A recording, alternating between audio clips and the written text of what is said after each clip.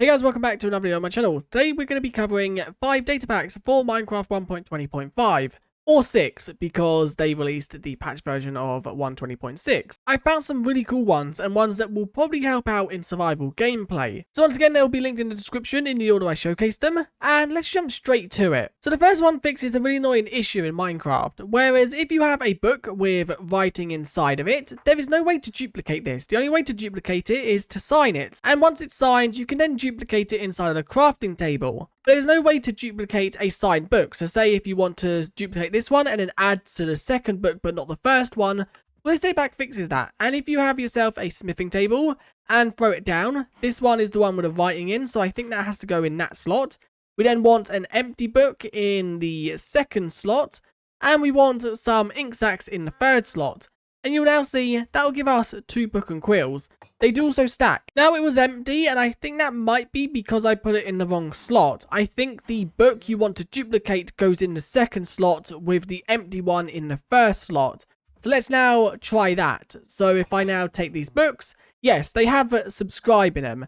So make sure when you are doing this, the book you are duplicating is in the second slot here, the middle slot, and the empty book is in the first slot, as whatever book is within this middle slot is the book that will be duplicated. It will completely wipe. So for example, if I show you, this one has subscribe in it. If I was to get myself a empty book and quill, so this one is the empty one.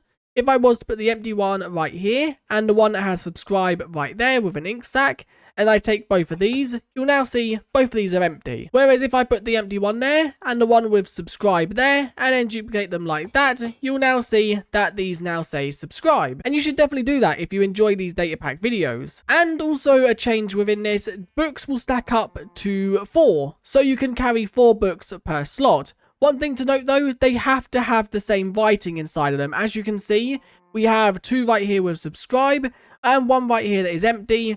These will not stack because they are not the same item. This second data pack is once again one that makes a really good change to vanilla survival. And that is the fact shulker boxes. Inside of the game, they only stack up to 1, whether they are empty or not. Well, this changes that, and shulker boxes that are empty will now stack up to 64.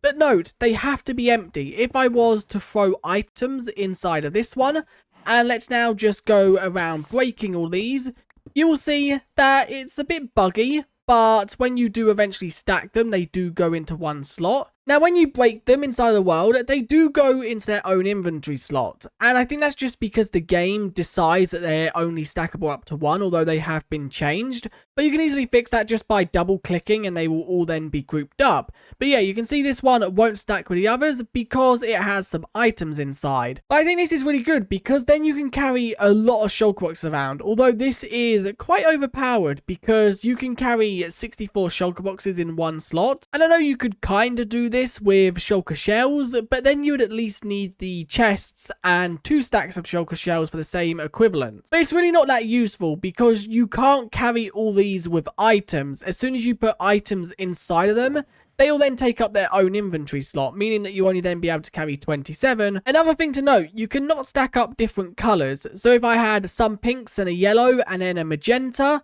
you cannot stack up the other colours together. It's per colour, and they have to be empty for them to stack. Now the third data pack we're going to cover makes some changes to fishing.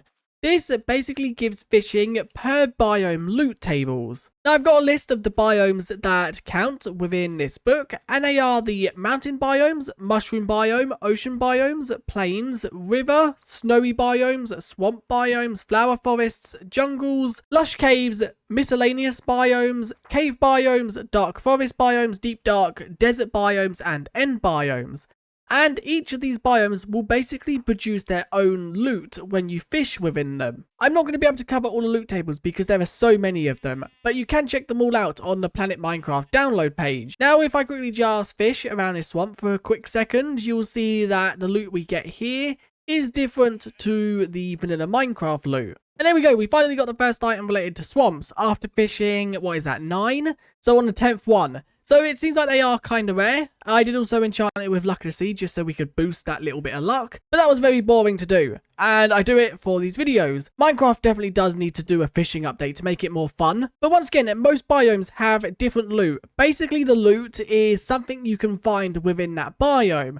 For example, the swamps and mangrove swamps are things like slime balls, mud, then I think propagules. Inside of mountain biomes, you can find raw copper, and things like that. And it's basically just items you can find within that biome, but you can fish them up just to make it a little bit easier. Now, the fourth data pack is one that I've just found, and I had to show it because I really do like it. It makes a change to lecterns and books. You can place a book inside of a lectern, and then the book will show you can open it and read it with other players. But this data pack makes a change. By default, the book will be closed, and then the text will show above the lectern. Now, obviously, there is some rendering issues, but I think that's just Minecraft's rendering, not the data pack's fault. And if you click, you can open the book to see what is on the page, and then you can also close the book if you finish it. And you can click this side to once again open it, and this is because this book only has one page. If I was to take this book and add some more pages, let's just add test 2, just so you guys can see. And we click this on. One thing though, you do need to sign the book for this data pack, because for this data pack to work, you need to shift click. If I just click it on, it works like vanilla Minecraft. So if I shift and then click, you can see the book will then display how this data pack wants them to. And you can now see if I click, it will show me page 1. If I click again, it will show me page 2 until the book is finished.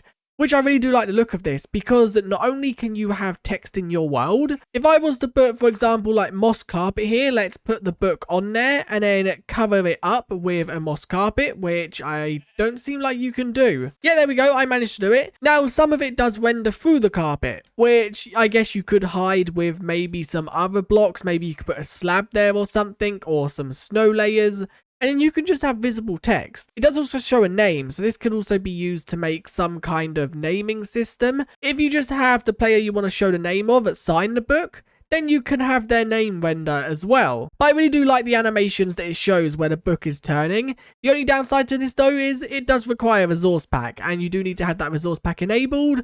Otherwise the book shows up as a gunpowder looking texture. And you can just punch the book to get it out. If I punch, you can see the book is then spawned on top. Now, the fifth data pack I want to cover goes a little bit outside of the Minecraft survival feel, and that is why I've left it for the last one. With this, you can add custom, basically furniture to your world. Now, there's a lot of commands that you can run to get these. The basic one, if you're using this in creative mode, is you can do team join, model admin, and then your name. And then if you run trigger model UI, it will grant you all of the models. And they're sorted into shulker boxes. So you've got bedroom, window, kitchen, dining. The two behind me are the kitchen ones, and basically how it works is you get these, and basically you just need to throw them on the floor. Sometimes that doesn't work though. I found if you click them, it's better, because then it guarantees that it does build it. Let's just cover a few of the others. We've got grey, let's try the sofa, and then the table. Let's click the sofa there. Okay, that's quite a big sofa.